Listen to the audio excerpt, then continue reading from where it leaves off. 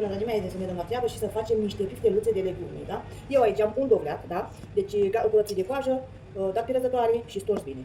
Avem nevoie de 2 morcovi, dat pe răzătoare, o ceapă, dată pe răzătoare, pe dinții mari, 3 căței de usturoi, pisați, punem sare la gust, după care ierba provenzale, oregano, un pic de piper negru măcinat, mestecăm bine, așa, după care punem un ou, mestecăm, după care eu acum aici am 3 linguri de făină de greu și nu știu cum se zice la noi, este pesmet, da? Deci pentru cele 2 linguri de pesmet mai punem încă o lingură, da?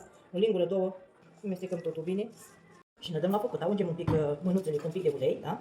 Și luăm o lingură și le dăm forma dorită. Așa facem cu toate, după care le dăm la prăjit.